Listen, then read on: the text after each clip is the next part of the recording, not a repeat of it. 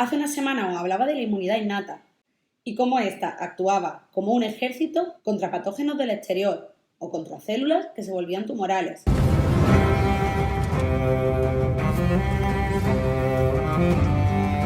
Pero dijimos que este ejército no actuaba solo, sino que tenía detrás todo un batallón. La inmunidad innata era ese primer control, esa primera aduana que tenían que pasar los patógenos para poder entrar al cuerpo.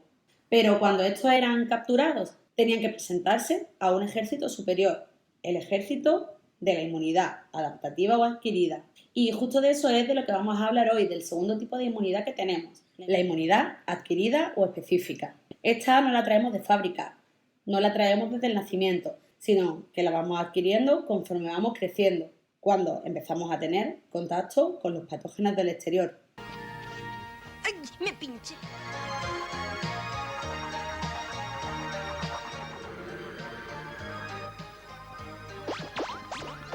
Vamos, vamos, vais muy lentos.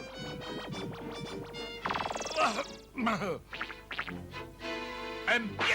¿Dónde estamos? ¿Qué es esto?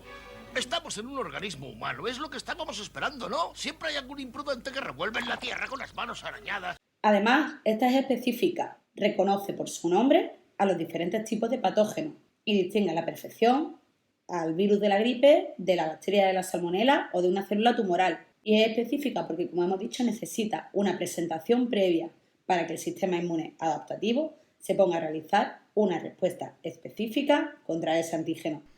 La respuesta inmune adaptativa tarda entre 3 y 4 días en ser efectiva, siendo esta muy específica al antígeno presentado. La inmunidad adaptativa, a diferencia de la inmunidad innata, va a crear células de memoria, las cuales servirán para que el sistema inmune actúe de forma mucho más rápida cuando de nuevo se encuentre con ese antígeno. Una vez que se reconoce el antígeno, la inmunidad adaptativa puede lanzar dos tipos de respuestas: la respuesta inmune humoral y la respuesta inmune celular. La primera, la humoral, está basada en la síntesis de anticuerpos producidos por los linfocitos B. Estos pasan al torrente sanguíneo para ayudar al complemento a destruir los patógenos. Por otro lado, la respuesta celular está mediada principalmente por linfocitos T, que se encargan fundamentalmente de eliminar células infectadas por virus y células tumorales. En esta respuesta inmune tiene un papel importante el sistema linfático, ya que este se encarga de albergar a importantes células del sistema inmune como los linfocitos o las células presentadoras de antígenos, los macrófagos.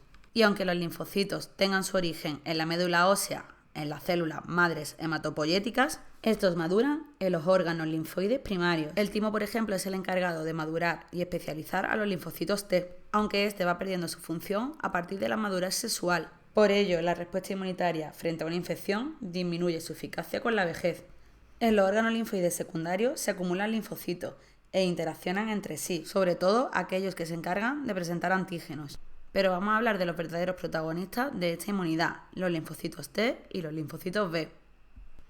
Los T se generan en la médula ósea, pero maduran en el timo, donde adquieren unos receptores muy específicos de sus membranas, los llamados TCR. Además, adquieren otros receptores de membrana, los CD, que pueden ser de varios tipos, diferenciando varias estirpes de linfocitos T. Por un lado, nos encontramos los CD4, característicos de los linfocitos T helpers o TH, y por otro lado, los CD8, característicos de los linfocitos TC o linfocitos T citotóxicos. Son los encargados de recibir un antígeno expuesto por las células presentadoras de antígenos, y los hay de dos tipos: los TH1 que activan a linfocitos T citotóxicos y los TH2 que activan a linfocitos B. Esto lo veremos más tarde, más en profundidad. Por otro lado, los linfocitos que tienen en sus membranas los receptores CD8 característicos de los linfocitos T citotóxicos se activan cuando contactan con una célula tumoral o una célula infectada por virus. Por último, un tipo de linfocitos T, los reguladores y los supresores, intervienen en la parada de la respuesta inmunitaria una vez que es eliminado el antígeno, ya que son capaces de inhibir la acción o el funcionamiento de otros linfocitos para prevenir así las enfermedades autoinmunes. Por otro lado, los linfocitos B se generan en la médula ósea y pueden madurar en esta o en el bazo fetal, adquiriendo en sus membranas los receptores BCR, capaces de reconocer antígenos para transformarse en célula plasmática y así producir anticuerpos libres. Cuando los receptores de las membranas de los linfocitos T, los TCR, y de los linfocitos B, los BCR, se encuentran con el antígeno, se inicia lo que se llama la selección clonal. Ambos se activan y se dividen para crear múltiples copias de sí mismos y tener así múltiples soldados iguales de específicos contra el antígeno. Si soy linfocitos B, esto sí que es eficaz, pero los otros son también muy numerosos. ¿No te lo han enseñado en la escuela? De sobra sabes que nos podemos multiplicar. Pero ha llegado el momento de hablar de los dos tipos de respuestas adaptativas que se dan en el organismo, la respuesta inmune celular y la respuesta inmune humoral. Ambas trabajan de forma coordinada para generar una respuesta inmune muy específica al patógeno, toxina o célula tumoral que invade el cuerpo. Si nunca ha habido un contacto previo con el antígeno, esta inmunidad se inicia en el momento que un macrófago encuentra y digiere un patógeno. Este patógeno lo expone en sus membranas, concretamente en los receptores del complejo mayor de histocompatibilidad, en el MHC de tipo 2. Este es presentado al linfocito TH. El TH1 mediará la respuesta inmune celular y el TH2 la respuesta inmune humoral. Estos crearán interleuquinas diferentes para atraer a los linfocitos T citotóxicos o a los linfocitos B. Vamos a hablar primero de la respuesta inmune humoral, la mediada por linfocitos B. Estas, cuando son activadas por las células T helper, se diferencian realizando mitosis sucesivas, creando así linfocitos B muy especializados y convirtiéndose en células plasmáticas que transcriben, traducen y segregan unas proteínas muy específicas, los anticuerpos o inmunoglobulinas, que neutralizan, opsonizan y hacen que el complemento reconozca a los patógenos para que todos ellos sean fagocitados. Pero algunos linfocitos B no se convierten en células plasmáticas, sino que se dividen y se guardan como células de memoria para que en un futuro contacto con el antígeno no se tenga que pasar por todo el proceso de presentación y diferenciación y que directamente se pongan a crear anticuerpos específicos contra el patógeno. Pero si rebobinamos, podemos encontrarnos con otra situación diferente. Vamos a imaginar que el patógeno que fagocita el macrófago ahora es un virus, lo digiere y lo expone en sus membranas, en el sistema mayor de histocompatibilidad. Pero ahora el antígeno es presentado a un linfocito T helper 1. Las interleuquinas ahora atraerán a los linfocitos T citotóxicos, propios de la inmunidad celular. En esta inmunidad las células infectadas por virus expondrán sus antígenos en las membranas y serán reconocidas por los linfocitos T citotóxicos que producen unas sustancias que lisan o rompen las membranas de las células infectadas. Un mecanismo similar ocurriría también con las células tumorales. Mirad a la derecha, fijaos atentamente. Una célula sospechosa. ¿Qué hay que hacer?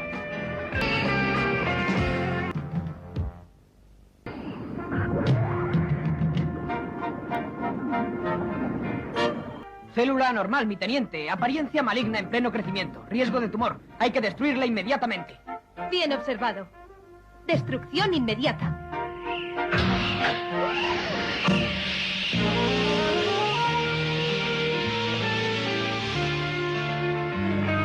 Los linfocitos T, al igual que los linfocitos B, también crean células de memoria, que harán que la respuesta inmune sea mucho más rápida en un segundo contacto con el antígeno. Y hemos estado hablando todo el tiempo de los anticuerpos, esas sustancias que formaban las células plasmáticas.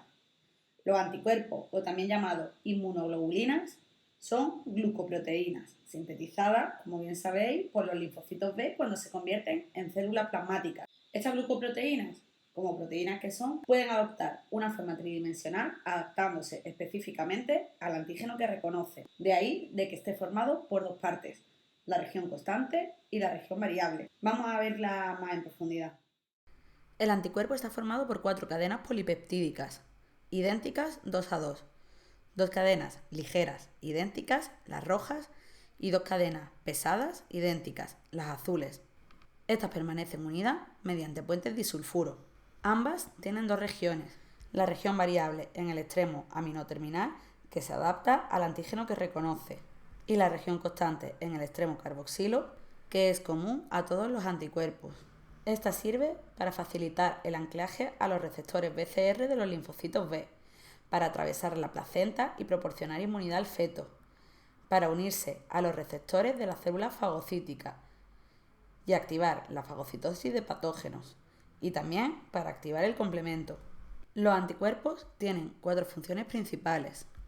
Por un lado, neutralizan a los microorganismos y a sus toxinas, ya que bloquean la unión con los receptores celulares, impidiendo los efectos patológicos que pueden tener estas toxinas o estos microorganismos.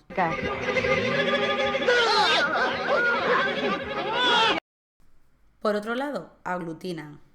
Unen muchos patógenos o antígenos para que precipiten y formen un gran complejo inmunitario para que éste sea más fácilmente reconocido y fagocitado por las células fagocíticas. Opsoniza a los microorganismos, es decir, los anticuerpos rodean las membranas plasmáticas de estos, disparando así la fagocitosis. Por último, algunos anticuerpos activan al complemento, concretamente a la vía clásica, la cual inicia una cascada de acontecimientos que acaba con la destrucción de los microorganismos patógenos. En el sistema inmune humano hay 5 grandes tipos de anticuerpos que se diferencian a nivel molecular y estructural, pero también en el tipo de respuesta inmunológica que producen y en el momento que intervienen durante el periodo de la lucha contra la enfermedad. La IgM es la más abundante en las etapas tempranas de la respuesta inmune humoral. Forma parte del suero sanguíneo, es pentamérica y promueve la neutralización y la aglutinación de los antígenos, activando también la cascada del complemento. La IgG es la más abundante en el torrente circulatorio. Se produce en grandes cantidades durante la respuesta inmune secundaria, teniendo una función parecida a la de la IgM. Esta es muy característica porque es la única inmunoglobulina capaz de atravesar la placenta y conferirle inmunidad pasiva al feto. La IgA se va a localizar en secreciones, como la saliva, la lágrima o el mucus, pero también en la leche, por lo que confiere inmunidad pasiva a los recién nacidos. Estas también neutralizan y aglutinan antígenos, siendo fundamentales en la mucosa. Las IgE son fundamentales en la infectación con parásitos, ya que activan a los eosinófilos, pero también se localizan asociadas a los receptores de membrana de mastocitos y basófilos, por lo que la unión con un antígeno va a desencadenar en los mastocitos y en los basófilos la liberación de gránulos de histamina y otras sustancias responsables de la inflamación y de las reacciones alérgicas. Por último, pero no menos importante, la IgD se ancla a las membranas de los linfocitos B para recibir al antígeno y así activar la selección clonal, esa mitosis que hacía que los linfocitos B se copiaran para crear muchos anticuerpos.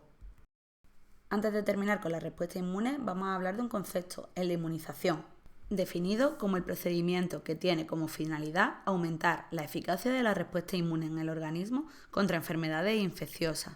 Es decir, crear una respuesta inmune secundaria mucho mayor que la primaria, que tarde menos días en llevarse a cabo y que deje al organismo libre del patógeno en un plis-plas.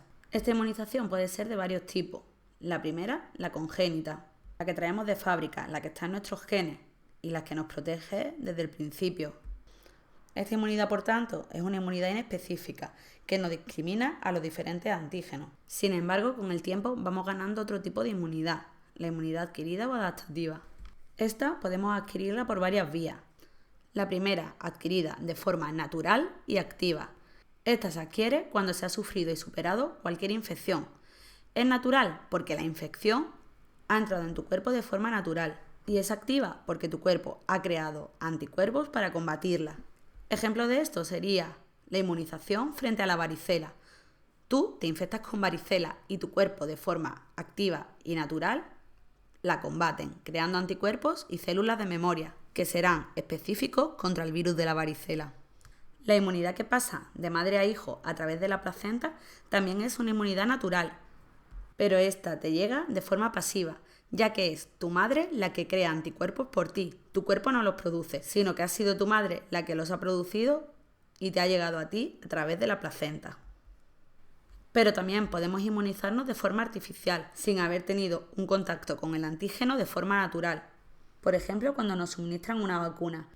En esta se induce una respuesta inmune al inyectar el patógeno de forma atenuada, muerta o fragmentos de este.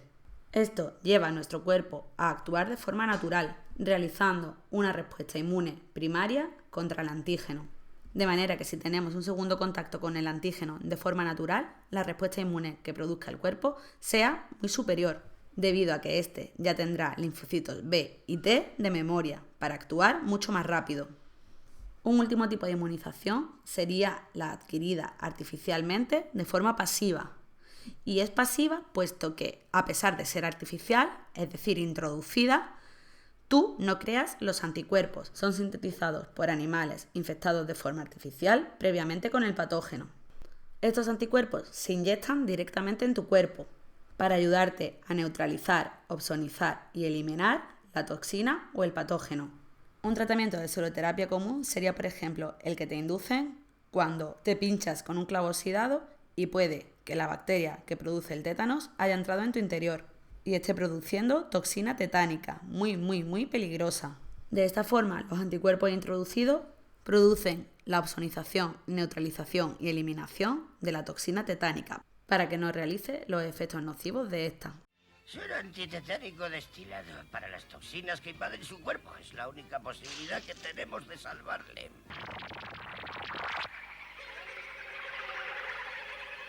¡Vaya!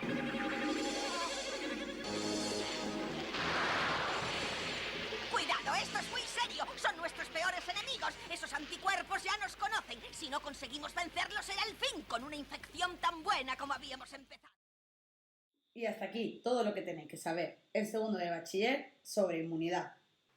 También debéis saber qué es una enfermedad autoinmune, una reacción alérgica o hipersensibilidad y una inmunodeficiencia. Esto no me he dado tiempo a grabarlo para que salga a tiempo el vídeo para selectividad. Os recuerdo que tenéis el primer vídeo en la inmunidad innata en el canal. Nos vemos en el siguiente vídeo. Adiós.